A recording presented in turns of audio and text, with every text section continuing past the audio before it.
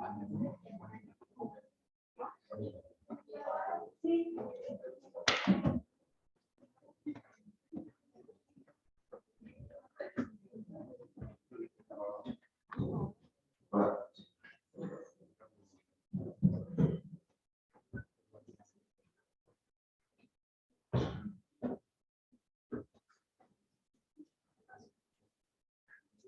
buenos días a todos, a todas. Les damos la bienvenida a esta charla magistral que está dada por el doctor Sergio Sánchez Fuentes, que es profesor de la Universidad Autónoma de Madrid, del Departamento de Psicología Evolutiva y de la Educación, de la Facultad de Formación del Profesorado. Sergio es doctor en Investigación en la Discapacidad del Instituto de Integración en la Comunidad, INCO. Ha sido docente e investigador de la Universidad de Salamanca, en la Pontificia Universidad Católica del Ecuador, en la Universidad Católica de Murcia y en la Universidad de Burgos. Participa en distintos másteres en educación en Costa Rica, Colombia, Chile, y es ponente habitual en formaciones permanentes de profesores en España y Latinoamérica. Ha publicado diversos trabajos de diseño universal para el aprendizaje, con una metodología que favorece la pedagogía inclusiva, y ha realizado estancias de investigación en centros de prestigio como el Teacher College of Columbia University en Nueva York, y así como en el Center of Applied Special Education Technology, CAST. También ha participado en el centro fundador y creador de los principios del diseño universal para el aprendizaje, temática principal que es la que vamos a tratar el día de hoy. Le damos la bienvenida a Sergio.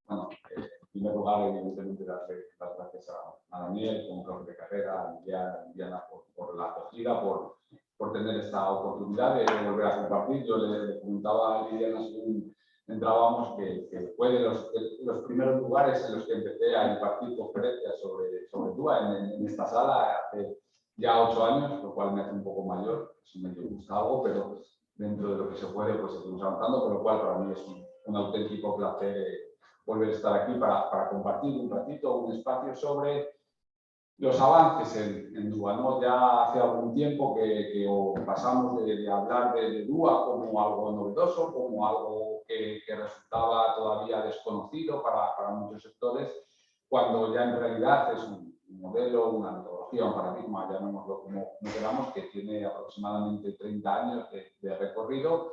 Y en la actualidad, en nuestro contexto, tanto en Latinoamérica como en España, ya no hablamos del DUA, más que contextualizar un poco al principio, sino hablamos de los avances que está habiendo tanto en la investigación como en la aplicación en la realidad para los maestros y maestras de cualquier casi etapa educativa, ¿no? Desde la básica media e incluso hasta la universidad. Actualmente tenemos muchos estudios, muchos se está aplicando de manera muy, digamos, concreta y muy constante en el ámbito universitario, ¿no? Entonces, bueno, en ese sentido lo que vamos a hacer es hablar un ratito en el día de hoy sobre eso, un poco viendo qué es lo que pasa con el modelo, cómo se organiza, cómo se estructura, un poco para refrescar, y luego entrando ya en avances mucho más concretos de lo nuevo que hay y de lo que va a ir, ¿no? En ese sentido también, bueno, ahora sabéis que con el tema de las redes sociales todos estamos conectados y, bueno, si queréis saber más, a lo largo de la charla luego al final también lo nombraré, nos podéis seguir tanto a mi grupo de investigación que se llama Inclusion, donde nos estamos centrando en transferir un poco a la sociedad toda la investigación que desarrollamos en el ámbito de la inclusión educativa, como en mi propio perfil de Instagram para temas relacionados de asesorías, de preguntas, recursos, materiales, todo lo que vamos identificando como que puede servir a maestros y a maestros, profesores y profesoras, que entiendo que es el principal grupo que está hoy aquí en la sala, pues ahí podemos siempre responder y difundir todo el material que pueda ser adecuado para trabajar con nuestros alumnos, con nuestras alumnas en las distintas etapas educativas, ¿no? Entonces, bueno, ya para comentar, a mí siempre me gusta partir de varias reflexiones previas que me parecen fundamental, y es que en realidad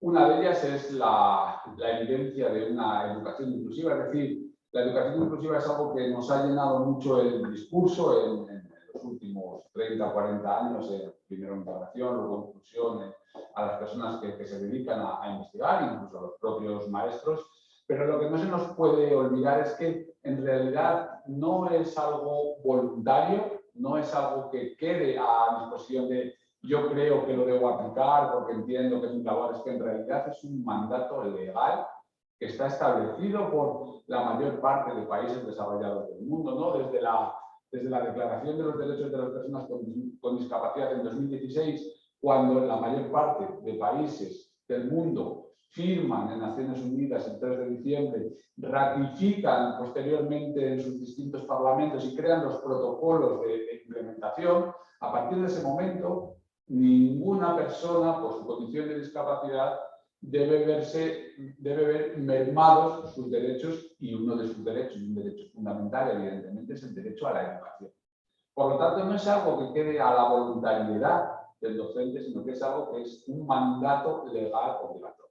Como ya lo articulemos en cada uno de los países, con diferentes leyes orgánicas, leyes transversales, leyes que regulen los derechos de las personas con discapacidad, pues queda a voluntad de esos gobiernos. Pero que decir, por ejemplo, en un país como Chile, que es pionero en la aplicación de medidas basadas en DUA, con el decreto 83, que desde 2015 vertebra cuáles son aquellas medidas o cómo son aquellas medidas que un docente debe aplicar para lograr diseño universal, ¿no? Entonces, como reflexión, partiendo, fijaos, desde 1994, ya con la Declaración de Salamanca, la mayor parte de sistemas educativos modernos van en la dirección de garantizar los derechos. Más concretamente, ahora mismo con los omnipresentes ODS, el derecho 4, el objetivo 4, perdón, que habla de una educación inclusiva, además añade un matiz, que es el matiz de calidad. Hasta ahora la inclusión había estado siempre muy ligada a las necesidades educativas especiales, a los maestros de educación diferencial, a la discapacidad, y entendida como, bueno, vamos a hacer lo que podamos, pero dentro de nuestras capacidades, nuestras limitaciones, nuestros recursos. En realidad, que los ODS hablen de calidad significa que no solo tenemos que tenerlos en las aulas, no solo tenemos que tenerlos en las clases, sino que además tenemos que garantizar que sus oportunidades de aprendizaje son lo más adaptadas a sus capacidades, a su contexto, a su entorno. Eso hace que entonces el DUA, y por eso, sin ninguna duda, el DUA se ha convertido y se va a convertir, bueno, por eso y por otros par de aspectos que comentaré más adelante en la conferencia, se ha convertido en la principal referencia. ¿Por qué? Porque el DUA es una metodología, un modelo, llamémoslo como decía antes, como queramos, que realmente nos garantiza ciertos criterios de calidad a la hora de programar y nos da un marco general relativamente sencillo de aplicar por lo que sea. Eso ha hecho que esa estructuración, esa organización, ese planteamiento haga que se haya convertido, y repito, ahora mismo es el principal modelo para trabajar inclusión educativa en cualquier parte del mundo. Hay otros modelos, están las comunidades de aprendizaje, tenemos diferentes instrumentos, herramientas, diferentes visiones que además son complementarias, nunca son excluyentes. En DUA nunca es excluyente a otras metodologías, pero sin ninguna duda el referente en cómo aplicar inclusión a día de hoy es el diseño universal para la aprendizaje, ¿no? Por lo tanto, si partimos de esta primera reflexión, lo que queda claro es que nosotros, como docentes, tenemos esa obligación legal de seguir avanzando con eso. Pero es que además hay dos factores que son importantes y que han hecho que el DUA se convierta en lo que hoy en día es, ¿no?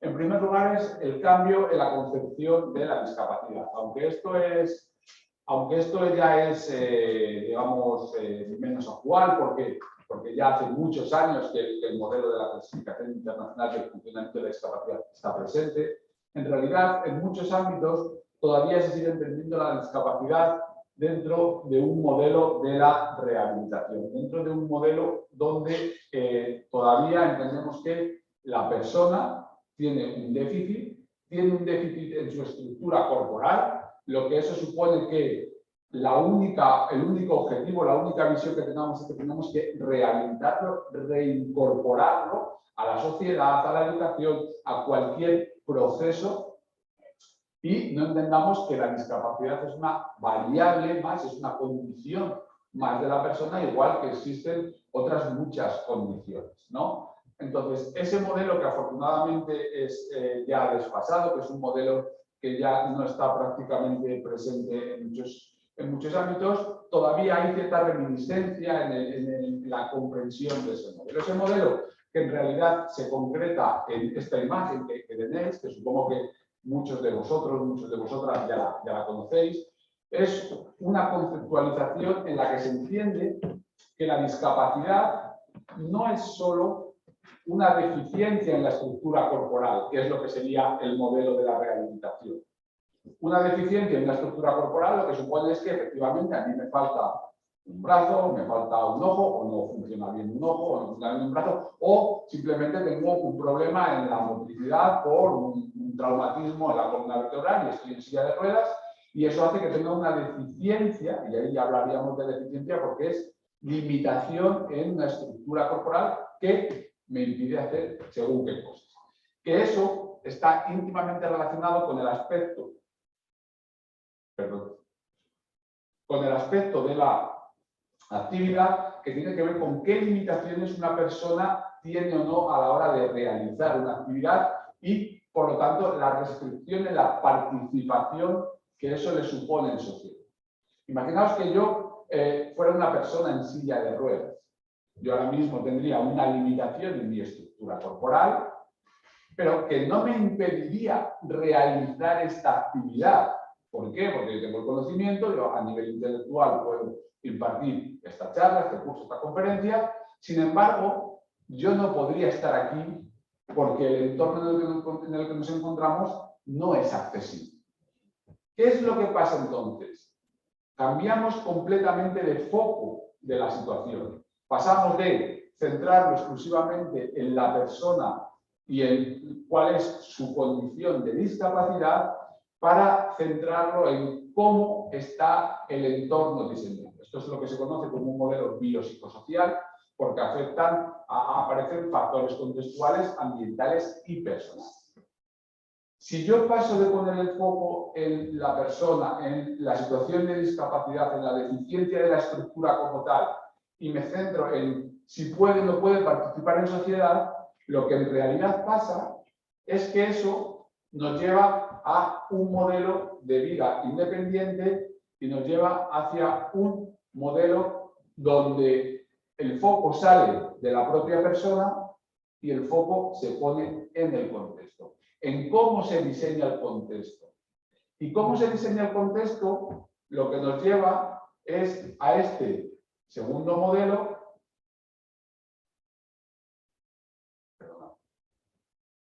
a este segundo factor, que tiene que ver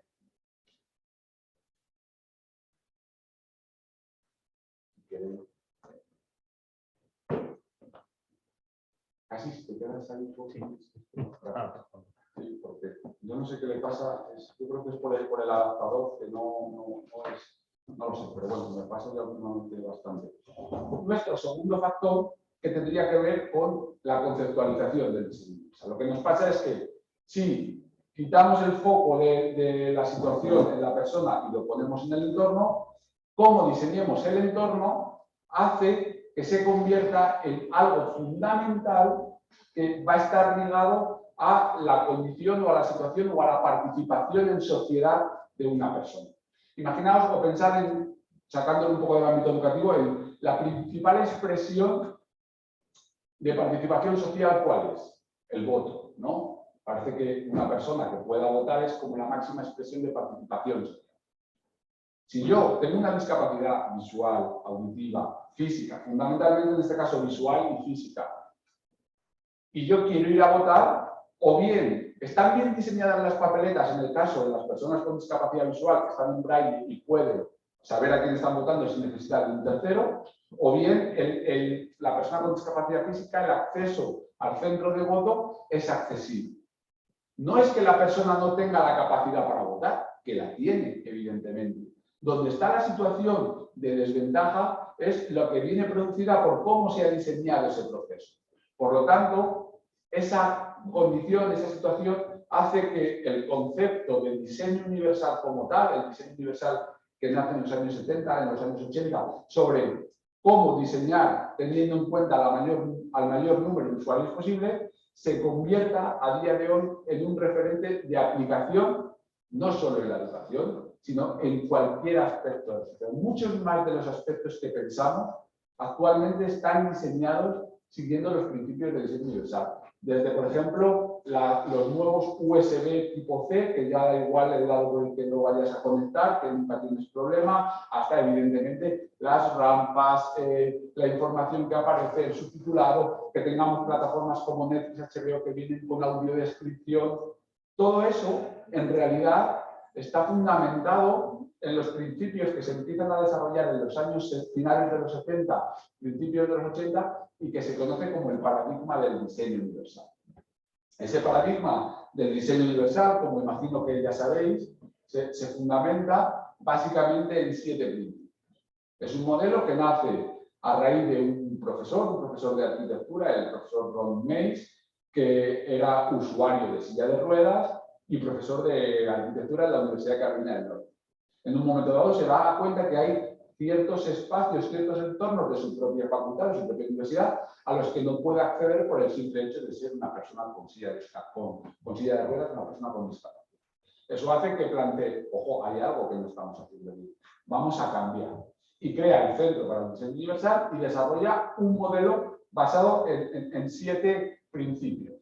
7 principios que tienen que ver con aspectos desde que el uso sea flexible, que sea un bajo esfuerzo físico, y cuando bajo esfuerzo físico nos referimos a que el diseño de lo que está hecho no requiera una fuerza extrema para poder utilizarlo, aspectos como que la información sea perceptible, lo que hablábamos de la audiodescripción o del subtitulado en el caso de las personas con discapacidad auditiva. Eso hace que en un momento de los años 80 en Estados Unidos este modelo empieza a tener mucha fuerza, empieza a ser muy relevante, pasa también evidentemente a Canadá, llega a Asia a través de Japón, empieza a llegar a Europa y en una década y media aproximadamente se convierte en el modelo referente en el que, por ejemplo, ya ningún edificio puede ser diseñado si no tiene en cuenta principios de accesibilidad, de diseño universal, etc.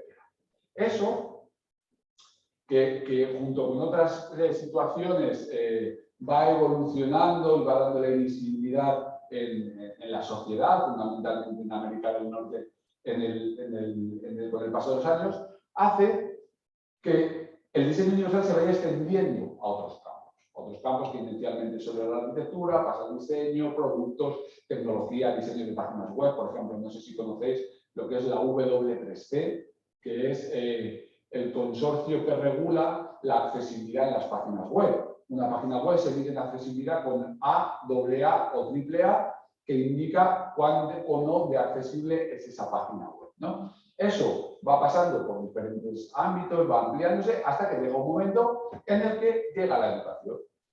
Y a la educación llega de diferentes maneras. El DUA en realidad es el modelo más conocido, el que más se ha trabajado, el que más se ha desarrollado, pero en realidad no es el único modelo que aplica el diseño universal a los espacios educativos, a la pedagogía, etc. Pero para lo que a nosotros nos interesa, para lo que a nosotros nos dedicamos, en realidad, el DUA es el gran referente. Y el DUA es el gran referente, ¿por qué? Por varios motivos. En primer lugar, porque es un modelo que parte con el aura de la neurociencia, ¿no? Hoy en día, en educación, todo lo que tiene que ver con neurociencia como que nos parece algo fundamental, nos parece lo más, nos parece que... Y en parte tiene razón, ¿no?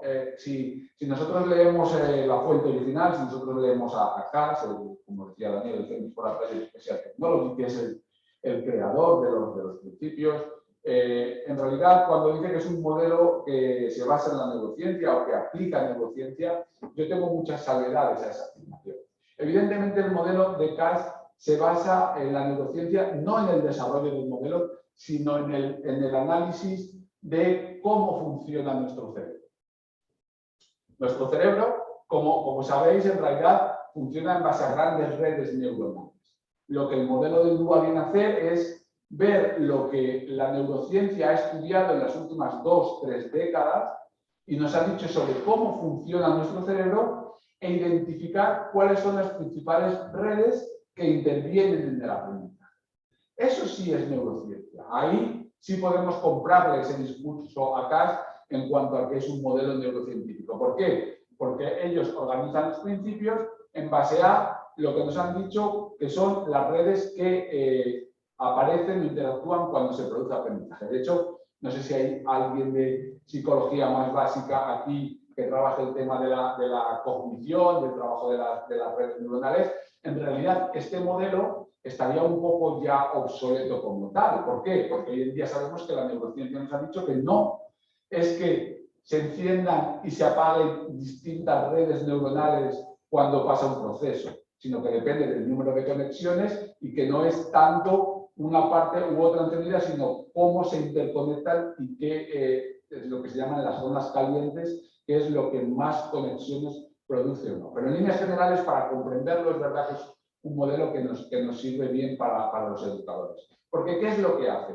Subdividir esas redes en tres grandes aspectos. La parte que tiene que ver con la emoción, la parte que más está centrada en el hipocampo, en la amígdala, la parte más interna de nuestro cerebro, y que nos dice que la emoción tiene que estar presente en el aprendizaje.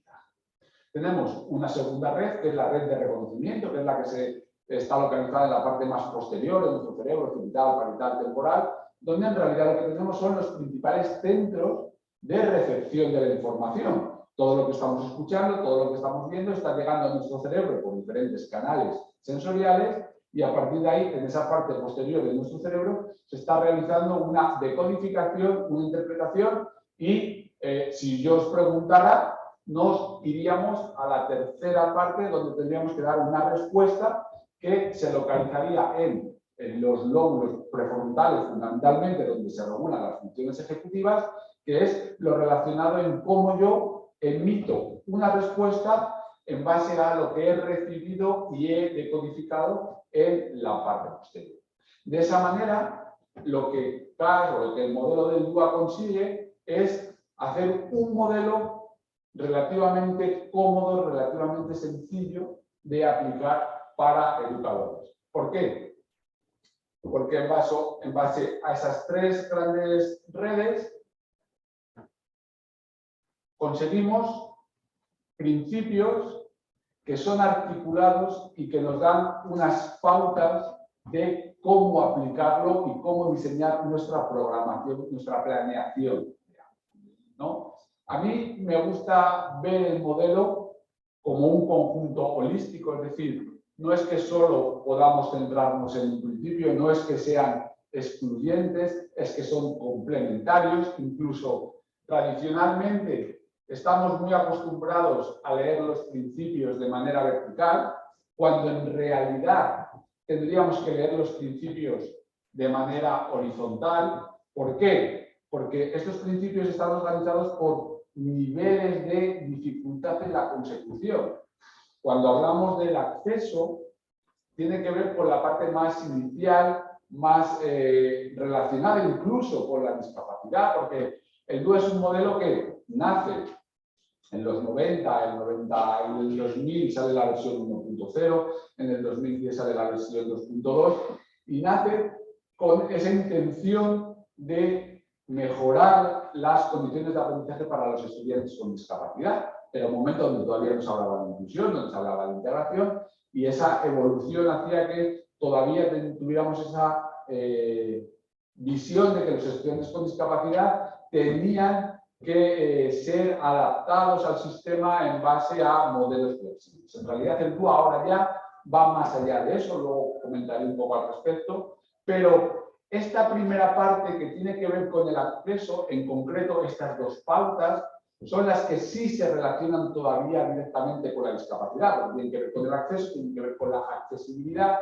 tienen que ver con la manera en la que presentamos la información y la manera en la que garantizamos que los estudiantes pueden interactuar con esa información, pero el resto del modelo ya se aleja un poco de la concepción de la discapacidad para entender que es un modelo que se debe aplicar en cualquier aula, en cualquier etapa educativa, porque todos somos distintos, porque todos tenemos diferentes ritmos de aprendizaje, porque todos tenemos diferentes intereses, diferentes momentos temporales a lo largo de un curso académico. No estamos igual de motivados al principio que la mitad al final, no nos interesan lo mismo las matemáticas que la lengua, que las ciencias sociales, no tenemos las mismas capacidades ni el mismo background, incluso el mismo idioma en algunos casos cuando hablamos de estudiantes migrantes que pueden llegar con otra lengua materna. La semana pasada, que rápido, antes de ayer estuve en una escuela en Santiago, una escuela vulnerable, donde me decía la directora de la escuela que en algunas aulas de 42 chiquillos, 40 eran migrantes, 40 eran fundamentalmente venezolanos, y bueno, pues claro, me preguntaba la dificultad bueno, de momento tenéis todavía algo positivo, bueno, aparte de muchas otras cosas positivas, evidentemente, es que la transmisión de información se hace en la misma lengua. Nosotros ahora mismo en España, hablábamos ayer con Lilian, con Daniel, que dada la situación de la guerra de Ucrania, Europa ya está recibiendo migrantes y ya en las aulas españolas ya tenemos alumnos. En prácticamente todas las ciudades de España, en las escuelas, en casi todas las escuelas ya hay 2, 3, 4 alumnos ucranianos. Con lo que supone ese problema, no porque vengan con un nivel distinto, sino porque tenemos una barrera muy grande en el idioma. Aspectos de un modelo como el DUA, como lo que tiene que ver con la pauta del lenguaje y los símbolos y de cómo presentamos la información, pero fundamentalmente todo lo que podemos hacer por proveer información a través de la multimedia, teniendo en cuenta que se puede usar el subtitulado o la transcripción automática, por ejemplo, que ahora mismo dispone YouTube, cualquier canal de YouTube para trabajar las matemáticas, con Khan Academy, por ejemplo, nos podría servir para salvar una barrera para estudiantes ucranianos en nuestro país, hace que sea un modelo perfectamente válido para todas las personas, para todos los estudiantes, independientemente de la etapa educativa y de las necesidades o no educativas que tengan nuestros estudiantes. Y esa es una de las características fundamentales que ha hecho que el DUA se convierta en lo que es. Pero si hay otra característica que hace fundamental que el DUA se aplique tanto es su estructuración. Yo creo que ya a nadie se nos escapa que es un modelo que, aunque se divide en 3 principios, realmente a lo que los maestros nos interesa es esta parte de aquí, que es la parte de las pautas y que es la parte de los indicadores.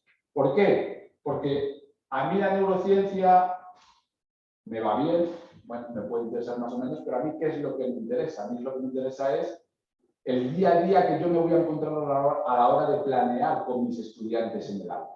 Y esa planeación, el DUA la consigue aterrizándolo gracias a cada una de las pautas y sobre todo a cada uno de los indicadores. Si entendemos que el DUA ya no es un modelo de 3 principios, sino que es un modelo de 9 pautas, lo que estoy logrando es acceder a objetivos mucho más concretos que me dicen o que me dan modelos de cómo trabajar. Es decir, una de las cosas fundamentales que me dice el modelo es que tengo que lograr captar el interés de mis estudiantes. Si hace mucho que no os formáis sobre DUA, si vuestra formación fue más desde hace 3 o 4 años y todavía estáis en la universidad y luego ya salís al mercado laboral, en realidad estaréis acostumbradas o acostumbrados a ver este modelo en diferente orden. Veríais primero la representación, veríais luego la acción y finalmente veríais la motivación y el compromiso. ¿Por qué creéis que eso desde 2018 ha cambiado? Fundamentalmente ha cambiado, ¿por qué? Porque lo que nos dice la investigación es que si no hay motivación, si no hay compromiso, el resto da igual. La motivación es el principal, la emoción, mejor dicho, es el principal eje del aprendizaje que además los estudios, la neurociencia, esa neurociencia detrás, nos está diciendo que es fundamental para aprender. Porque sabemos ya lo que es el principio de la representación, ¿no? Que es cómo el docente presenta la información para que sean lo más accesibles para sus estudiantes de diferentes maneras, siguiendo 3 grandes objetivos. Sabemos lo que es la acción y la expresión, que es cómo el docente permite que el estudiante devuelva todo aquello que ha sido presentado inicialmente en el principio anterior y por lo tanto es casi la evaluación de cómo el estudiante devuelve o expone aquello que el sistema le demanda. Yo puedo ser el profesor más accesible, presentar la información de múltiples maneras, por correo electrónico, en documentos electrónicos, en pizarra, hablando, permitiendo que me graben. Puedo hacerlo de diferentes maneras. Puedo permitir que el estudiante devuelva esa información por diferentes maneras, que haga un vídeo, que lo suba a una red social, que haga un trabajo teórico, que use la tecnología, que use Canva, que use Genial, que use lo que quiera. Si al estudiante le interesa poco lo que yo le estoy presentando, el resto no va a servir de absolutamente nada. Por lo tanto, ese cambio de paradigma en 2018 hace que requiera de la emoción, del compromiso, de la participación, el principal esfuerzo que deben hacer los docentes. ¿Por qué? Porque además, este es relativamente perdurable en el tiempo. Yo puedo dar siempre en la básica, en la media, más o menos un mismo contenido y puedo tener mis estrategias ya creadas. Yo puedo tener un glosario de términos que presento siempre, yo siempre puedo presentar la información de la misma manera, yo puedo utilizar multimedia, tanto vídeos como audios, garantizando que sea con subtitulado o una descripción en caso de necesitarlo. Y eso, una vez planeado en una ocasión y más o menos actualizándolo, me es relativamente sencillo mantenerlo en el tiempo. ¿Qué es lo que pasa con el principio de la motivación? Que nos exige un esfuerzo constante por actualizarnos, por conocer a nuestros estudiantes, por saber qué es lo que les motiva, por contextualizarlo, que luego hablaré un poco más de eso. Por lo tanto, estos dos principios son perdurables, pero este nos exige un trabajo mayor del día a día, del año escolar cada uno. Pero en realidad es una manera de comprender, una manera de enfrentarse a la planeación. Yo sé que muchas veces la planeación es complicada porque trabajamos muchas horas, porque las jornadas son largas, porque luego hay que atender a apoderados, familias, tenemos que tener vida personal, evidentemente, y que cuando nos sentamos a planear es a veces los fines de semana, a última hora, vamos a analizar qué es lo que vamos a hacer en la semana. Y ese probablemente es el principal escollo para aplicar DUA y no tanto lo que es el modelo.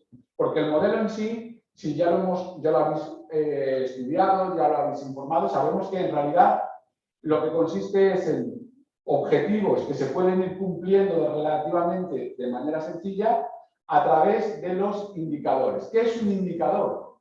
Un indicador es la concreción o una de las concreciones del objetivo que se propone para cada una de las pautas. De tal manera que si yo voy analizando un poquito a poco o de manera más pormenorizada el modelo, lo que me doy cuenta que en realidad esas medidas son relativamente sencillas de aplicar. ¿Por qué? Porque además CAS, a través de la traducción, que la tenemos en castellano, por supuesto, lo que nos da es no solo la explicación teórica de en qué consiste captar el interés y por qué es importante para nuestros estudiantes, sino que nos da la descripción teórica de qué supone optimizar la elección individual y la autonomía y nos da ejemplos de cómo poder aplicar. De tal manera que si yo poco a poco voy desgranando ese modelo, lo que me voy a encontrar es un modelo guía que me permite llevarlo a la práctica de una manera relativamente sencilla. Ahora bien, yo os haría una pregunta. El DUA responde a tres preguntas. El porqué del aprendizaje, por qué a un estudiante le interesa aprender. Parece lógico saber por qué a un estudiante le interesa su propio aprendizaje. El qué es lo que yo como docente voy a enseñar. Eso en muchos casos nos viene dado por la propia legislación, que la planeación nos dice lo que tiene que saber un alumno en la básica, en tercero, en el área de matemáticas. Tenemos un libro de texto que hace ese trabajo. Por lo cual, nosotros no nos tenemos que esforzar en exceso en saber el qué, sino más bien cómo lo voy a presentar. Y el cómo, de cómo el estudiante devuelve el aprendizaje. Pero, ¿cuál es la pregunta que a vosotras o a vosotros os faltaría? ¿Qué pregunta diríais que es la que falta?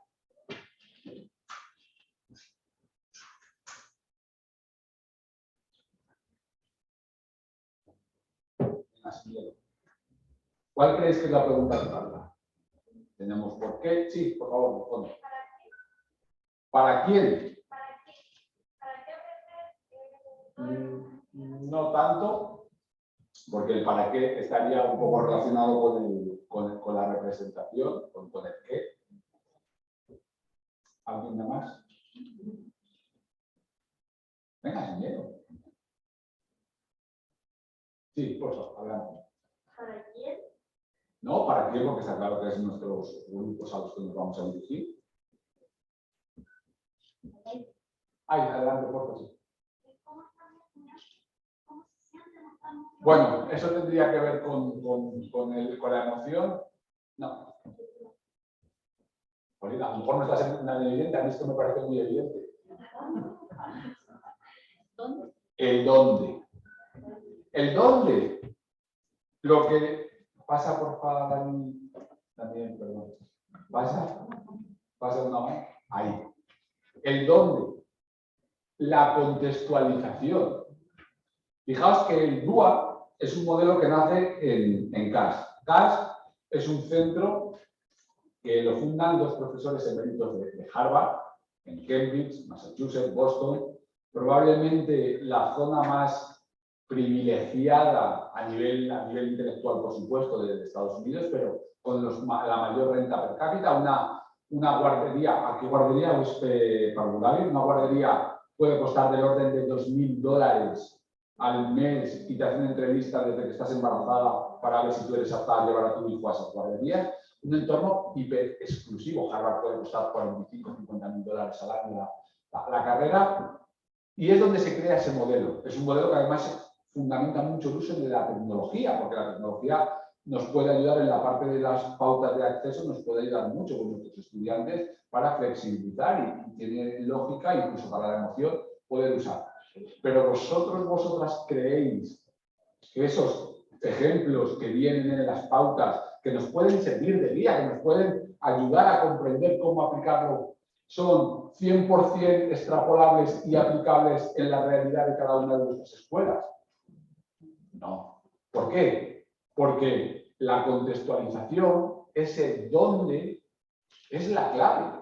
¿Para qué yo le voy a hablar a mis estudiantes de las realidades que ellos no están viviendo? ¿Para qué yo voy a trabajar contenido que para ellos y para ellas no es representativo?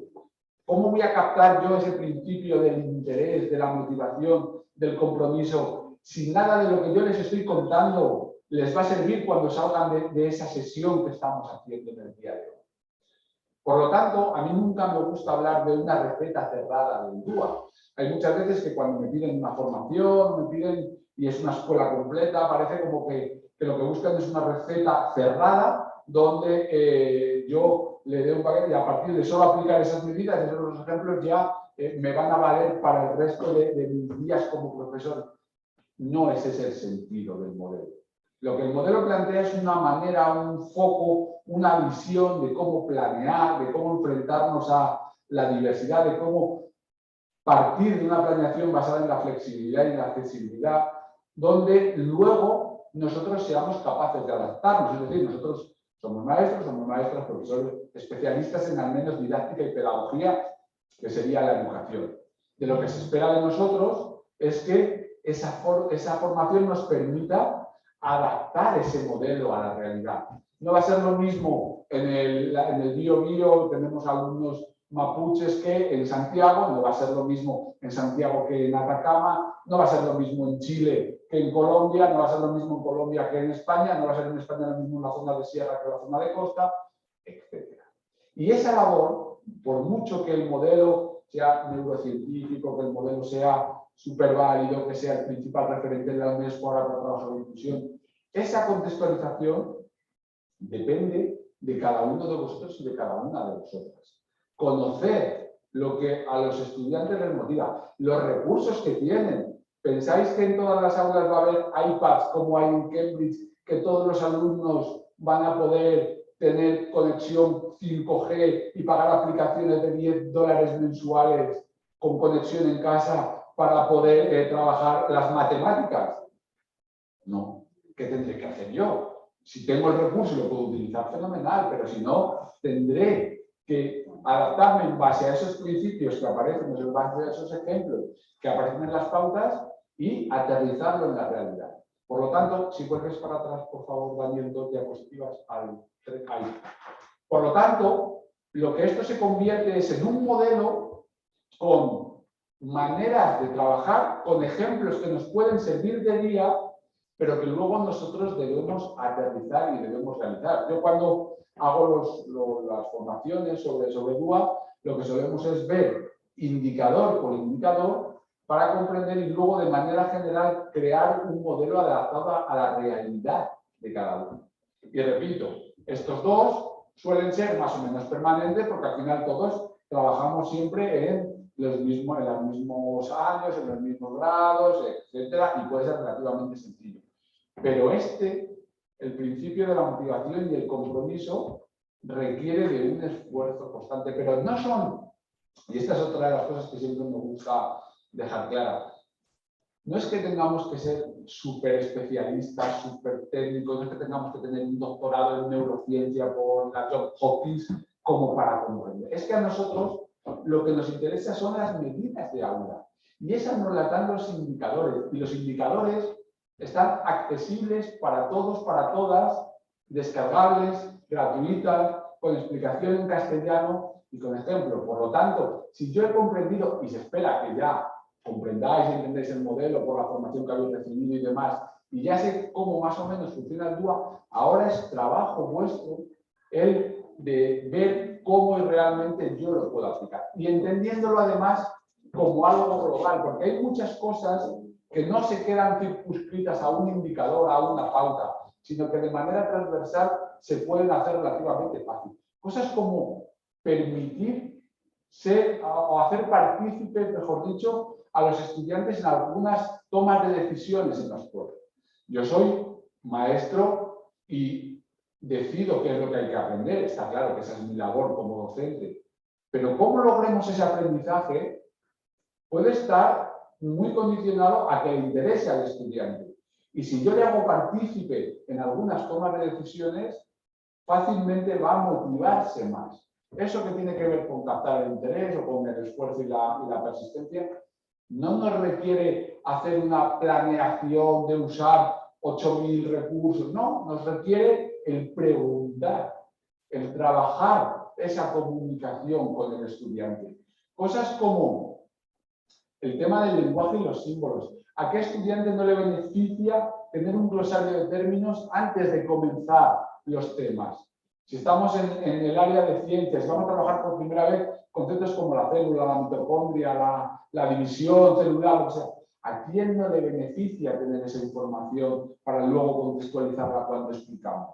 Hacer un glosario de términos para una materia que yo imparto todos los años me puede llevar un rato o una tarde y me va a valer durante los próximos 10, 15, 20 años.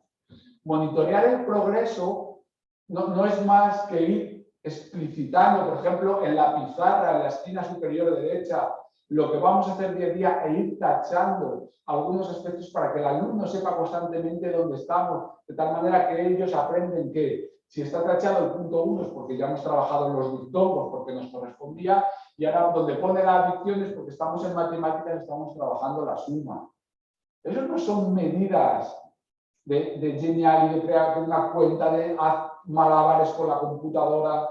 Son medidas muy sencillas, que la metacognición, el propio proceso de autorregulación, preguntar al estudiante, ¿te acuerdas cómo comenzamos? Lo que no sabíamos y ahora mira todo lo que hemos aprendido. Hacer esa reflexión del metaaprendizaje. No son medidas que sean súper complejas. Por lo tanto, a mí no me gusta hablar de 31 indicadores, 31 medidas y ya con eso soy DUA. Sino, me gusta más hablar de una visión holística que estaba en la diapositiva anterior, de comprender aspectos muy sencillos que se pueden aplicar fácilmente con los estudiantes y eso nos puede mejorar su aprendizaje. Además, hay una cuestión. Los que nos dedicamos a investigar sobre DUA, lo que nos dice la evidencia es que cuando el docente se forma sobre DUA y el docente aplica medidas basadas en DUA y luego se le pregunta al docente, realmente el docente percibe que su práctica docente ha mejorado sustancialmente.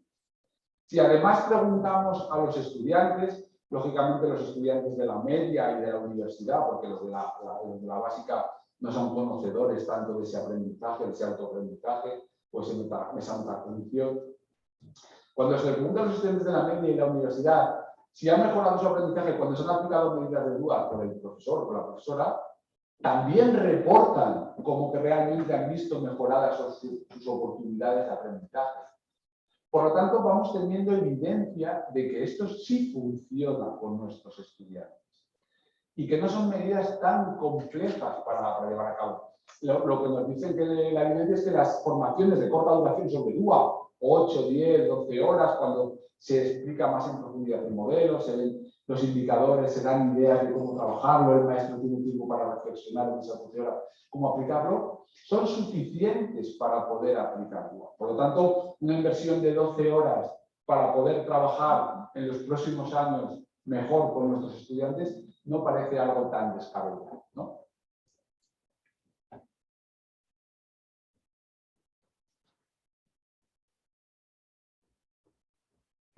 Fijaos que ya saliendo un poco de lo que es el modelo como tal y viendo el estado del arte, lo que se conoce como estado del arte, que es la realidad más actual sobre cómo está el DUA, tenemos en la actualidad numerosos trabajos, numerosos estudios que nos dicen que aplicar DUA funciona. Además nos dicen trabajos en muy diferentes áreas, ¿no? Desde solo lo que tenía que ver con el concepto, en las etapas obligatorias, en personas con discapacidad, adultas, hay muchos trabajos de DUA aplicado exclusivamente en personas con discapacidad, por supuesto con el uso de la tecnología y lo que os comentaba sobre las percepciones docentes. Todos estos trabajos nos están diciendo que realmente sí mejoran los procesos de enseñanza y aprendizaje en las personas con discapacidad.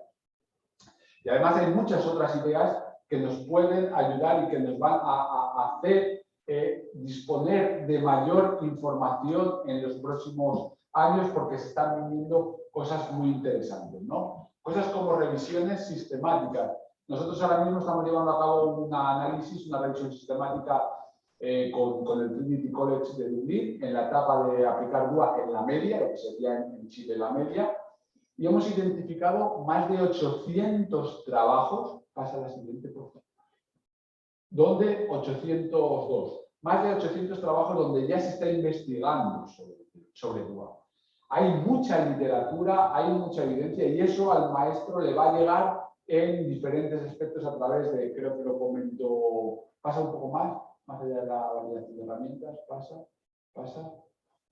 A través de ejemplos de buenas prácticas.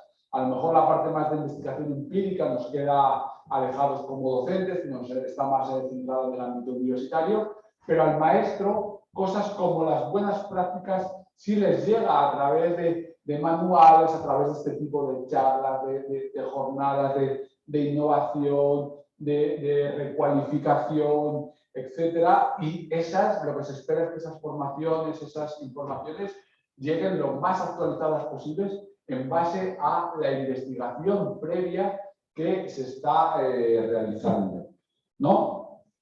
Pasa.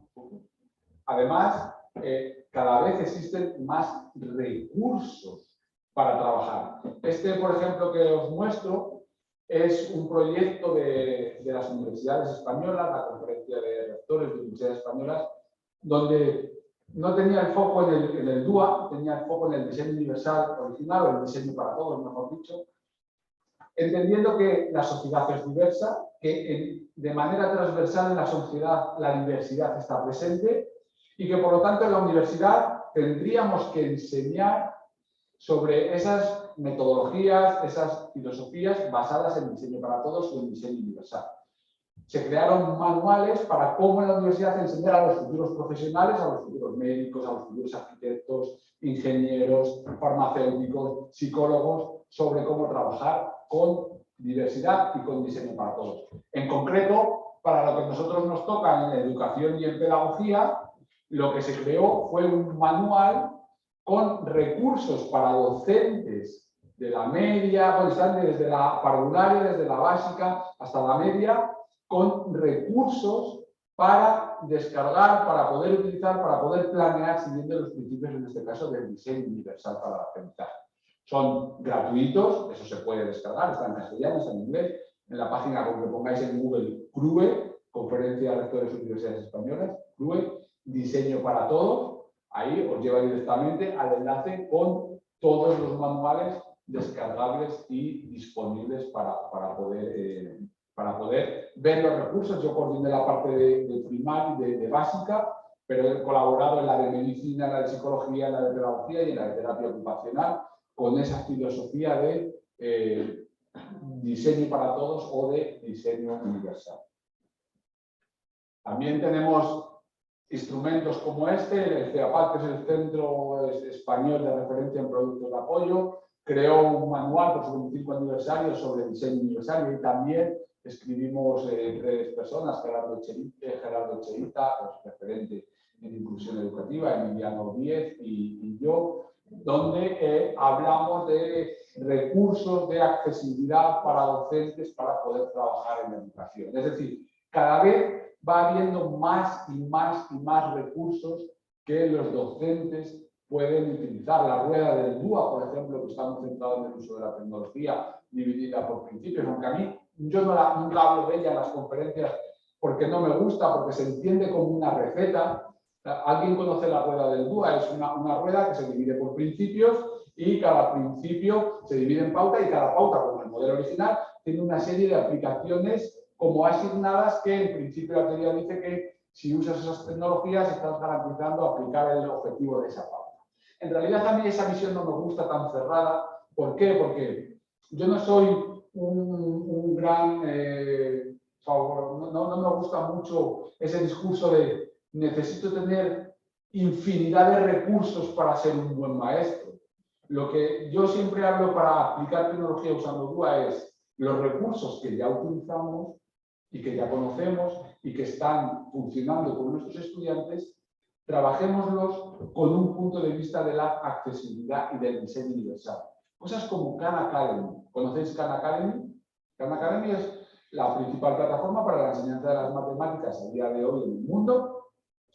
Y es una plataforma que nace por unas circunstancias de un profesor del MIT que tiene que enseñar a su sobrino algunos ejercicios porque el sobrino pues, no debía ser bueno en matemáticas en su escuela. Se desplazaba a su casa hasta que un día se rompe una pierna, no puede ir y decide grabarse con una cámara a la vez que explica el concepto cuando lo va escribiendo. Lo sube a YouTube, le comparte el enlace al sobrino, el sobrino se lo comparte a compañeros y al final se convierte en la mayor plataforma. Ha sido el premio Príncipe de Princesa de Asturias 2019 en España de las Ciencias Sociales. Khan Academy no aparece en la rueda del DUA, pero Khan Academy es una herramienta para trabajar matemáticas siguiendo los principios del DUA fundamental. ¿Por qué? Porque está con vídeo, está con audio, tiene canal de YouTube. Yo puedo transcribir automáticamente los vídeos en idioma que sea, aparte de que también está en castellano y está en inglés. Y aparte yo puedo modificar los valores que aparecen en las operaciones para adaptarlo a los distintos niveles de mis estudiantes. Khan Academy no está en la rueda del DUA, pero es una herramienta fundamental que nos sirve. Entonces, Geniali, Canva, Google Drive o Google Docs, ¿no? De compartir, Evernote, la accesibilidad del documento de Office ahora mismo, de Word, para, por ejemplo, poder hablar para escribir texto en vez de tener que escribirlo con el teclado. Son herramientas que son cotidianas del día a día y que si nosotros las trabajamos con esa visión de colaboración, por ejemplo, Google Docs para trabajar documentos compartidos, en la parte de la motivación, del interés y de la accesibilidad, cambiar tamaños, tipos de letra, contraste, fondo, nos es fundamental y no nos requiere ningún esfuerzo extra, ¿no? Por lo tanto, tenemos muchas herramientas para trabajar. ¿Y qué es lo que estamos haciendo nosotros? ¿Qué es lo que yo puedo aportar a este campo y que os pueda servir en estos momentos? Bueno, tenemos un proyecto que este ya acabó, que creo que está todavía disponible en la web, que si, por ejemplo, aquí hay maestros, maestras, profesores, profesoras de inglés o de segundas lenguas, es un proyecto que se creó para trabajar con personas con discapacidad en el aprendizaje de una segunda lengua, el inglés en este caso, diseñando una plataforma que cumpliera principios de accesibilidad universal y de diseño universal para el aprendizaje. De tal manera que es una herramienta gratuita, abierta, disponible para trabajar con nuestros chicos hasta un cierto nivel, el componente del idioma de la lengua extranjera del inglés, garantizando criterios de accesibilidad y diseño universal. Se trabaja en Moodle, solo hay que crearse la cuenta, es gratuita y se puede ir trabajando con todos nuestros estudiantes. Es un proyecto que trabajamos, que lideré yo desde la Universidad de Burgos, y trabajamos con países de Irlanda, de Portugal, de Rumanía y de Lituania. Entonces, está de diferentes idiomas, en nuestro caso nos interesa del castellano, del español al inglés, ¿no? Y es, repito, gratuito. Además hay 3 manuales, que esos están en inglés, sobre cómo diseñar, teniendo en cuenta el diseño universal, incluso recursos tecnológicos, etc., ¿no? También este es un proyecto que estamos desarrollando ahora con el Trinity College, que está centrado en un modelo post-pandemia, que los resultados van a ser muy interesantes porque vamos a estar, el Trinity College tenía un modelo que se llama el Bridge 21, que es como el puente 21, ¿no? Donde intentaban trabajar de manera virtual con la tecnología, pero cuando llegó el COVID había muchas cuestiones de accesibilidad, de inclusión que se les escapaban, y lo que estamos haciendo es unir esos 2 modelos para crear un sistema, una manera de trabajar en híbrido, semipresencial, al menos en caso de que se vuelvan a venir tiempos complicados de cierre o de no ausencia total en las clases, y que va a tener como foco, lógicamente, el diseño universal. Aquí estamos trabajando, es para la media, eso sí, no es para la básica, pero se espera que luego se pueda extrapolar a la básica con recursos que vamos a crear y, lógicamente, poner a disposición de la comunidad educativa para que puedan estar disponibles. También otro trabajo que esperamos que acabe pronto y que va a dar resultados para los maestros es cómo perciben, para poder decir que realmente el maestro, cuando aplica DUA después de haber recibido formación sobre DUA, pueda ver si realmente mejoran los procesos de aprendizaje. Los primeros datos nos dicen que sí, que esto funciona, y además esto es relativamente sencillo de aplicar en cada una de las escuelas, ¿no? Y el último proyecto que ahora estamos desarrollando, que tiene que ver con más con la discapacidad, este sí está centrado en primaria y va a ser herramientas para docentes para trabajar DUA en las escuelas de la básica, perdón, no de la primaria, y este sí estará en castellano. Lo que pasa es que este es un proyecto que acaba de comenzar, entonces hasta dentro de 2 años no tendremos las herramientas y los recursos disponibles. Por lo tanto, ¿qué es lo que quiero un poco decir sobre esto? Que en realidad cada vez tenemos más opciones para diseñar, para planear siguiendo DUA. Cada vez hay más en castellano, cada vez tenemos más opciones para poder trabajar con nuestros estudiantes. Que no os desanime, que a veces, muchas veces, la primera barrera es el pensar que no podemos lograrlo porque va a ser muy complejo, y realmente no lo es, ¿vale? Y ya como para finalizar esta parte más centrada en qué es lo que está pasando actualmente sobre DUA, pues en la transferencia, en lo que tiene que ver con la lectura que luego nos puede llegar, estamos coordinando un monográfico en una revista en inglés sobre DUA y una mucho más cercana, que ahí esperamos que a final de año podamos disponer. Esta es la revista latinoamericana de educación inclusiva, que tiene sede en la Universidad Central en Santiago, y esperamos que salgan buenos trabajos que les sirvan a los docentes para poder ver qué es lo que se está haciendo como buenas prácticas en otros centros de Chile, en otros centros de Latinoamérica, incluso de España, de cómo aplicar DUA para luego poder trasladar eso a los contextos, a esa contextualización tan importante que hablábamos anteriormente, ¿no? Y ya para finalizar, vamos con el futuro y las conclusiones. ¿Qué es lo que se nos viene? ¿Qué es lo que nos espera? Bueno, parece que hay 2 futuros, o a mi juicio hay dos futuros. Uno es que acabáis de ver la versión 2.2, donde el engagement ha pasado a tener la prioridad, pero CAS desde hace un tiempo viene anunciando el lanzamiento de la versión 3.0, que parece que va a quedar un poco alejada de las necesidades educativas especiales y se va a centrar en aspectos como la diversidad sexual, la raza, la etnia, por la situación fundamentalmente que vive Estados Unidos en estos momentos, con todo el movimiento de personas negras, etc. Que es algo que en realidad, aunque yo creo que va a llegar ahora en este año 23 y va a cambiar completamente el modelo, a nosotros no nos va todavía a afectar porque la realidad que vivimos en los países de habla hispana, toda Latinoamérica, incluso Brasil y España y Portugal, todavía vamos a quedarnos un tiempo en este modelo, porque el modelo de inclusión, el modelo basado en necesidades educativas especiales, es un modelo que todavía necesita de la aplicación del DUA en los contextos en los que nosotros estamos trabajando. Por lo tanto, si a mí me preguntaran hacia dónde va a ir el modelo en nuestra contextualización, diría que sin ninguna duda hacia un modelo mucho más centrado en el estudiante. Parece a veces como algo contrapuesto, ¿no? Partir de la flexibilidad para que cada uno lo utilice y ser lo más flexible posible, pero en realidad lo que buscamos es que en esa flexibilidad cada uno lo adapte lo más posible a sus características, a sus condiciones, a su situación, ¿no?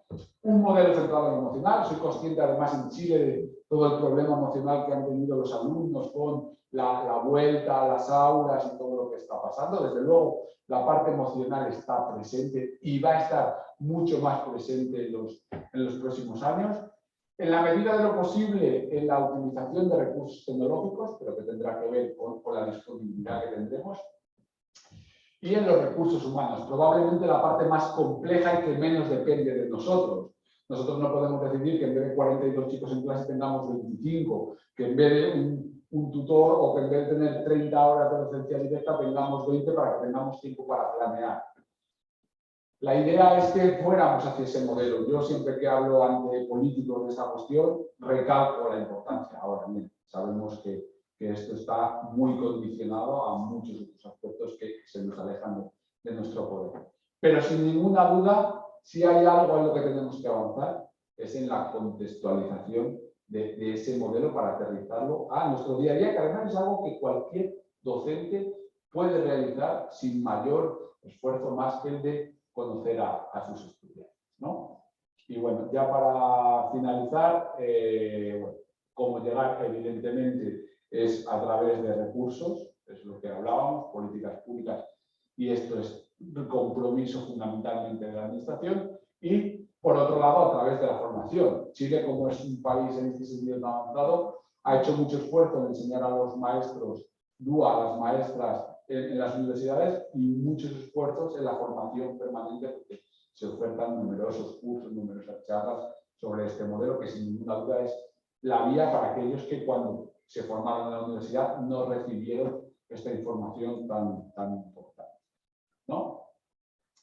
Y bueno, ya como conclusiones para terminar, no olvidemos que esto parte de una educación inclusiva, que la educación inclusiva a día de hoy con los ODS nos dicen que tiene que ser de calidad, que es evidente, que ya es un modelo que se aleja de la discapacidad, que es un modelo que está pensado para la variabilidad de estudiantes con diferentes capacidades, pero sobre todo diferentes intereses, diferentes habilidades, diferentes procesos evolutivos en cada uno de los estudiantes, que existe ya numerosa investigación que nos permite decir que esto realmente funciona, que necesitamos seguir formando, que necesitamos recursos, pero que no me cansaré nunca de hablar de la importancia de la contextualización.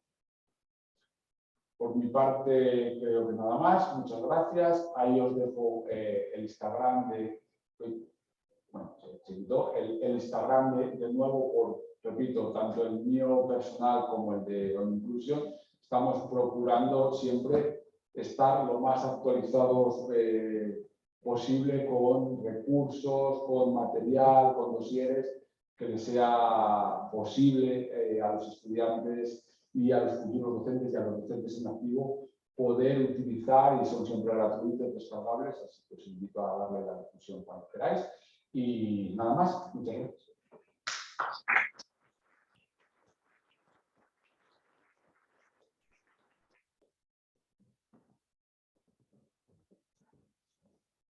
Muchas gracias.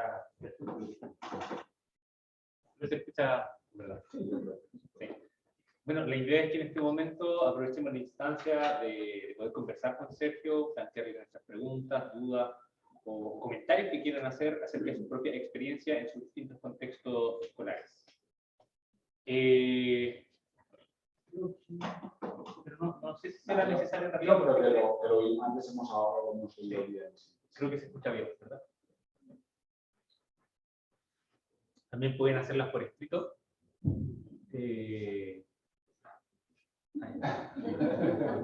Adelante, por favor, adelante. Bueno, lo que hablaste, encuentro toda la razón en el sentido de la importancia del contexto al momento de planificar, pero siento que como la barrera que tenemos en Chile es que la formación de los docentes, no de educación especial, de la otra tipo de modalidad de educación, no nos preparan para trabajar con Antuba. Entonces, ¿qué pasa? Que cuando estos funcionarios egresan y llegan al contexto escolar, se encuentran con una diversidad cada vez mayor, que yo soy profesora, de hecho trabajamos todos en un colegio, y un colegio que tiene 360 estudiantes y 130 tienen necesidad especial, de tanto transitoria como permanente. Entonces, ¿qué pasa? Que nos encontramos con profesores que tienen barreras para dar respuesta a esta diversidad. Y en la planificación, ellos tienen barreras porque no los preparan en su formación académica en la universidad. Y es algo que se ve en las mallas, tanto de todas las universidades que tienen educación. Entonces, yo creo que mientras no se modifique una malla para preparar a los docentes, es difícil saber dar respuesta a la universidad. Totalmente de acuerdo. De hecho, fíjate que, bueno, fíjate que es algo que me ha sorprendido esta visita. Yo llevo trabajando con Chile desde 2014, que empezamos a trabajar con Lilian, con la Universidad de Concepción, pero luego he dado conferencias en el Congreso de Educadores Diferenciales, he trabajado mucho con la Universidad Central y ya en 2014 aquí se hablaba más de DUA que en España, pero se hablaba más de DUA efectivamente en el contexto de la educación diferencial. Me ha sorprendido ahora que hacía que pre-pandemia no tenía, que se sigue hablando en muchos casos solo en la educación diferencial. Y yo en 2014, que fuimos con Diana por medio Biobío y incluso con políticos, y cuando inauguré el Congreso de Educadores Diferenciales en el 19 también había gente del Ministerio, del Director General. Ya, es que el foco no puede estar en la educación diferencial, es que el foco tiene que estar en todo. Eso es evidente, es decir, porque aparte no solo que el modelo haya salido, es que quien se enfrenta a la clase es a la clase inversa. Evidentemente el diferencial ya sabe o conoce DUA o ya sabe que va a entrar con alumnos con algún tipo de necesidad y que se va a beneficiar de los modelos inclusivos. Pero es que la diversidad de aula no solo tiene que ver con las necesidades educativas especiales, tiene que ver con procesos emocionales, con desarrollo evolutivo distinto, sobre todo en las primeras etapas educativas, con diferentes intereses, con diferentes momentos, con situaciones familiares vulnerables. Entonces, evidentemente, eso es que no, o sea, solo puedo más que reafirmar tu percepción, y es tarea de las universidades hacer ese cambio de malla curricular para ir hacia que cualquier docente, fuera la etapa educativa que fuera. Fíjate que en España tenemos algunas universidades que ya obligan a los futuros profesores universitarios a realizar cursos sobre accesibilidad, sobre diseño universal, y ya en España, por ejemplo, en lo que sería la básica, que es nuestra primaria, la secundaria, que sería la media, o la infantil, que sería la inicial, ya en todas las etapas se ve diseño universal en la formación. En mayor o menor medida, mejor o peor, pero sí. Sin embargo, tenemos mucha menos presencia en la ley, y no tanto los maestros que están en activo y que no salen de la universidad formados ahora se conocen mucho más aquí. Entonces, bueno, diferentes realidades, pero al final casi un mismo problema, ¿no? Y sí, totalmente de acuerdo con lo que dices. Gracias. Además.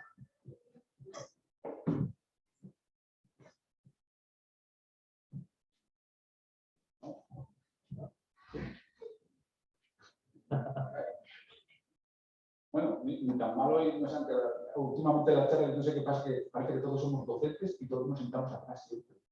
Es como algo que de forma hoy ni tan mal, estamos ahí de media. Alguien ahí. No necesito No. no tengo la voz alta. Bueno, en primer lugar, saludarte y agradecerte, Sergio, por esta charla, agradecer a la universidad por la invitación. Yo fui invitada desde la creación porque yo práctica de estudiantes de esta universidad y en mi colegio no hay un programa de integración escolar. De hecho, soy la única profesora diferencial del colegio. Un colegio que tiene desde el ciclo inicial hasta cuarto medio, más de 1.100 estudiantes. Y una educadora diferencial. Exacto, pero hay un equipo de inclusión, ya donde lo primero que estamos haciendo es concientizar a toda la comunidad educativa respecto no solamente a las necesidades, sino que todos somos diferentes. Ya hemos podido también aplicar DUA. Y también, como tú bien decías, los que salimos antes, sabíamos este orden que era primero presentar la información de diferentes formas, que los niños expresen lo que saben a través de diferentes medios y el último, la motivación. A mí me sirvió mucho esta charla ya que vi cómo cambió la estructura y lo importante que es. Así que igual contar un poquito la experiencia que estoy teniendo en el colegio y ha sido bastante positiva.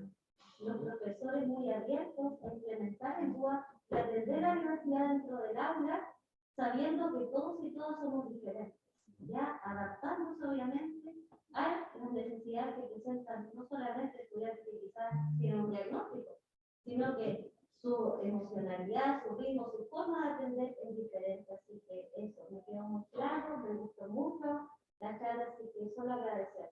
Nada, muchísimas gracias a ti por Y asistir y consultar si es que el material va a estar disponible para yo poder compartirlo también con más personas en Sí. el colegio. Sí, yo se lo pasaré a la universidad y luego a la universidad de alguna manera lo hará. Muchas gracias. Sí, adelante, doctor. Aquí Roxana, yo solo quisiera reflexionar un poco en torno a estos modelos que surgen en una realidad bien privilegiada, como tú bien dices, y que nos pasa con otros modelos también que cuesta tanto implementar por los contextos, por las diferencias en los contextos en los cuales se quieren implementar. Entonces ahí como que yo le pediría al equipo que pudiera agregar otra columna de ciertas condiciones que no tienen que ser negociables. Yo siento que hay algunos no negociables, como la cantidad de estudiantes por sala, los recursos que se requieren mínimos que se requieren para que esto sea posible. Porque nosotros nos ponen un decreto 83, ¿cierto? Pero en las mismas condiciones. Entonces, siento que es como pone mucha más presión a los equipos y no se forma al profesorado. Debería ser una obligación que las universidades no acreditaran si no tuvieran asignaturas de atención a la diversidad en las carreras. Entonces siento que hay que poner un poquito desde el DUA quizás como un poco más presión sobre ciertos aspectos que no se tienen que negociar, que son como condiciones para que esto se pueda dar. Porque los países están tomando un modelo, pero implementándolo en las mismas condiciones en las que estamos. Entonces... Totalmente. Es decir, hay dos reflexiones ahí que comparto y yo no hago más que transmitirlo a cada sitio al que voy, que a veces no es fácil, pero una es recursos. Si tenemos la parte legal que en Chile la tiene, debería venir acompañada de recursos. Y esos recursos, al final, dinero que se empleara en contratación de más profesores para reducir la ratio y bajar el número de horas para tener más tiempo para poder planear. Eso sería... En España ahora mismo estamos en entre 20 y 25 alumnos por aula. Claro, es un entorno más privilegiado, pero no tenemos pies. No tenemos pies como tal en los centros, como hay en muchas escuelas en Chile. Tenemos un equipo de, lo llamamos orientación, que es sectorial y que tiene asociados 4, 5, 6 escuelas y va una vez por semana el orientador, el psicólogo o el psicopedagogo, y junto con algunos profesionales trabaja. Lo que sí hay es maestros de educación diferencial y de fonoaudiólogos, nosotros llamamos maestros de educación especial y audición y lenguaje, permanentemente a jornada completa en el centro, pero se sigue excluyendo en muchos casos a los niños y sacándolos fuera del aula. Y además la codocencia, por ejemplo, la investigación en codocencia que hace una de mis compañeras que es referente, Marta Sandoval, nos está diciendo que mejora sustancialmente cuando no esté el maestro de diferencial en el aula, sino que cuando trabaje conjuntamente con el tutor como cotutoría. Y eso es pero para eso necesitamos recursos. Y claro, como tú dices, sí, ahora el 83 tenemos que aplicar DUA, ok, pero ¿cómo aplicamos DUA? ¿Qué es? Un complemento y no hay, totalmente de acuerdo.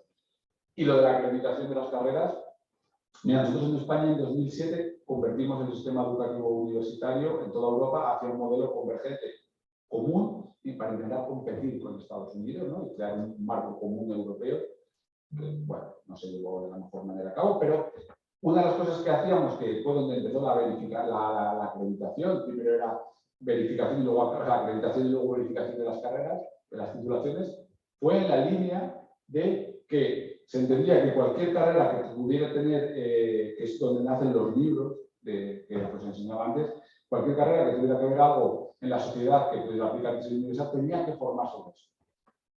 Hicimos un estudio en 2013 y solo el 40% de las universidades estaban en ese momento en carreras como ingeniería, informática y arquitectura. Y solo el 40% se enseñaba sobre diseño universal, no sobre DUA.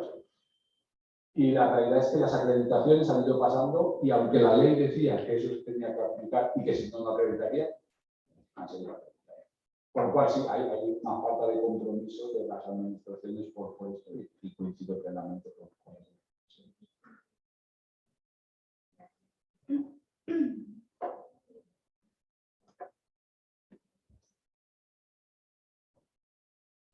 ¿Nadie más? Venga, adelante. Tengo varios estudiantes que están acá y dicen que quedó muy claro, por eso que no estás preguntando nada. Pero adicional me gustaría saber, en relación a las buenas prácticas que comentas que están desarrollando o por lo menos viendo, ¿cuál es el foco principal o qué es cuál es la clave?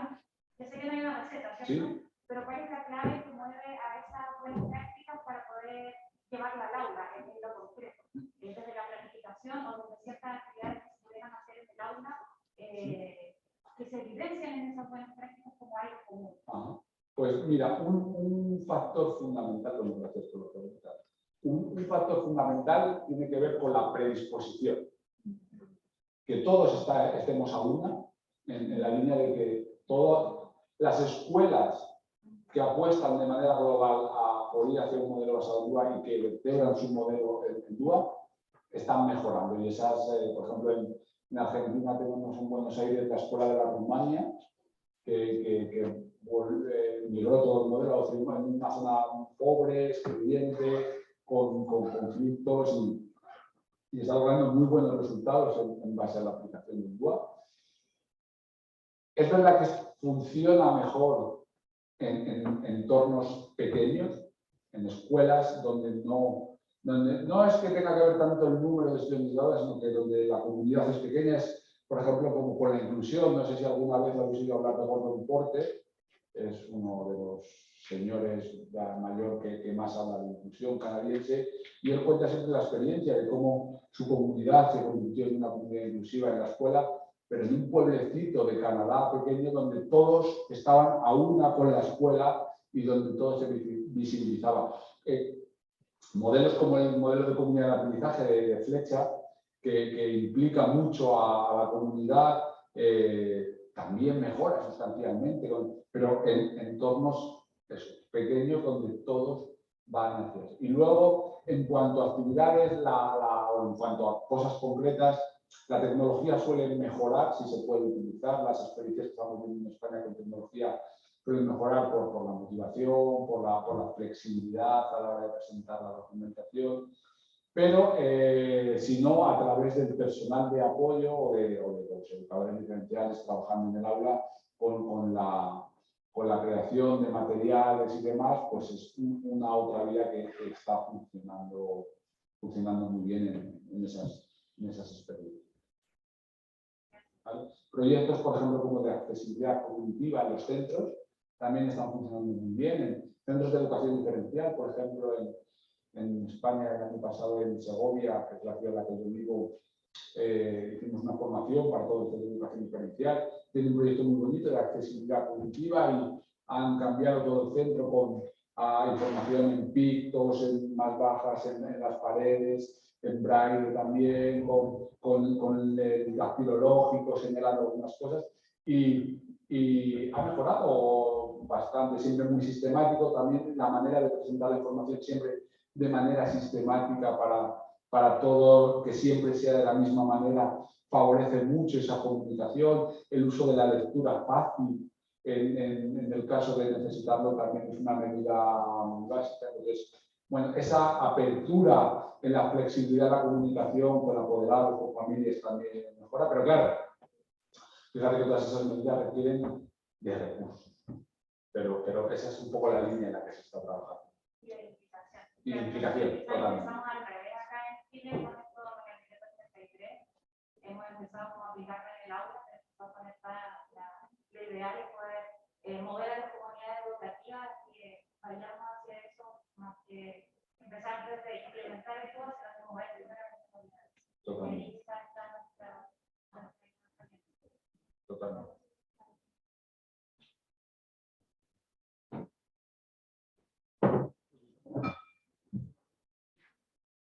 ¿Alguien más? Bueno, entonces, agradecerle en primer lugar a Sergio por compartir con nosotros esta mañana, agradecerle a la profesora Lilian Castro, quien hizo la invitación para Sergio, y dejarles invitados a cada uno de ustedes a contestar una pequeña encuesta que elaboramos, están por ahí el código QR en la parte de afuera de la sala, la pueden escuchar, la escanear, más de unos minutos. En parte es como para hacer su opinión sobre la temática y también para preguntarles sobre posibles otras temáticas para abordar en siguientes charlas y seminarios. En ese sentido, dejarles invitadas a las siguientes charlas que vamos a estar impartiendo en la carrera. La idea es que también inviten a sus colegas de educación básica, de ciencia media, que pasa mucho que, en general, en estas charlas asistimos solamente a cursos de educación diferencial, cuando los primeros invitados deberían ser también los colegas de aula. Y bueno, también agradecer nuevamente a cada uno de ustedes por asistir ahora en esta. Muchas gracias.